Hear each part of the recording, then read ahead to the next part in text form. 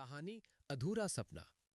पहाड़ों से घिरे एक शांत गांव में ईशान नाम का एक लड़का रहता था। ईशान बचपन से बहुत जिज्ञासु था।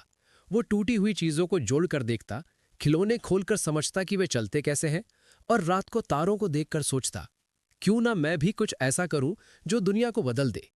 ईशान का सपना था एक महान आविष्कारक बनने का, लेकिन उसके सपने से बड़ा उसकी जिंदगी का संघर्ष था। पिता खेतों में मजदूरी करते थे और घर का खर्च मुश्किल से चलता था। स्कूल से आने के बाद ईशान दूसरों के घरों में छोटे मोटे काम करता ताकि पढ़ाई का खर्च उठा सके। गांव वाले अक्सर कहते, बेटा बड़े सपने मत देख, तुम्हारे जैसे गरीब लड़के कहाँ वैज्ञानिक बन पाते हैं। ईशान सुनकर दुखी तो होता, पर हिम्मत नहीं हारता। वो रात में लालटेन की हल्की रोशनी में पढ़ता, कई बार नींद से लड़ते लड़ते किताब पर ही सो जाता। एक दिन स्कूल में विज्ञान प्रदर्शनी का ऐलान हुआ। सब बच्चे अपनी अपनी टीम बनाकर मॉडल तैयार करने लगे। ईशान अकेला था, किसी ने उसे टीम में नहीं लिया। उसने सोचा, जो भी करूंगा अकेले करूंगा।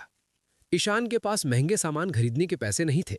वो गांव के कबाड़ से पुरानी बैटरी, टूटी घड़ी, तार और कुछ लोहे के टुकड़े इकट्ठा करता रहा। लोग उसे देखकर हंसते, ये क्या वैज्ञानिक बनेगा, कबाड़ से प्रोजेक्ट बनाएगा। पर ईशान काम करता रहा। दिन भर काम और शाम को पढ़ाई के बाद रात के अंधेरे में उसका छोटा सा कमरा रोशनी से चमक उठता, क्योंकि ईशान सपने देख रहा था और सपनों की लौ बहुत तेज होती है। प्रदर्शनी का दिन आया। स्कूल का मैदान रंग बिरंगे मॉडलों से भरा था। बच्चों ने सोलर कारें, सूखे के समाधान और अन्य चमकते दमकते प्रयोग बनाए थे। ईशान ने अपना छोटा सा मॉडल मेज पर रखा। एक कम बिजली से चलने वाला छोटा पंखा, जो दूर दराज पहाड़ी गांवों में बहुत उपयोगी हो सकता था। बच्चों और कुछ शिक्षकों ने फिर मजाक किया, ये भी कोई मॉडल है, ये तो पंखा है, इसमें नया क्या है।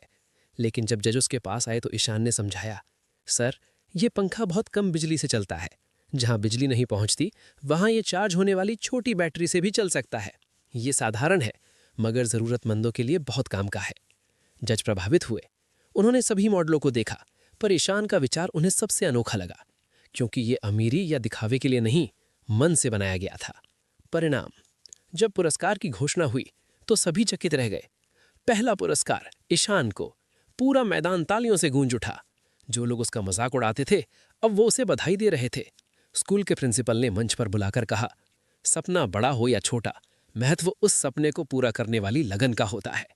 ईशान का मॉडल छोटा है, पर इसका विचार लाखों के जीवन में रोशनी ला सकता है।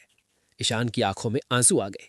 उसे याद आया कि कैसे वो कबाड़ से सामान लाया था, कितनी रातें उसने भूखे पेट पढ़ाई में बिताई थी। उसका हर संघर्ष उस पल में जीत बनकर सामने खड़ा था। आगे की कहानी। उस पुरस्कार ने ईशान की जिंदगी बदल दी। उसे शहर में पढ़ने के लिए छात्रवृत्ति मिली। वो बड़ा होकर एक प्रसिद्ध वैज्ञानिक बना और पहाड़ी गांवों के लिए सस्ती बिजली और मशीनें बनाने में अपना जीवन लगा दिया। जब कभी लोग पूछते, आप इतना बड़े कैसे बने, ईशान बस मुस्कुराकर कहता, मुझे याद है वो दिन जब मेरे पास मॉडल बनाने को भी सामान नहीं था, पर सपने बहुत थे। और जब सपने सच्चे होते हैं तो रास्ते खुद बन जाते हैं। कहानी की सीख। दुनिया का सबसे बड़ा हथियार है लगन और विश्वास। मेहनत से बना छोटा सपना भी एक दिन बहुत बड़ा बन जाता है। हालात कभी भी इतने कठिन नहीं होते कि इंसान जीत ना सके। जो लोग आज आपका मजाक उड़ाते हैं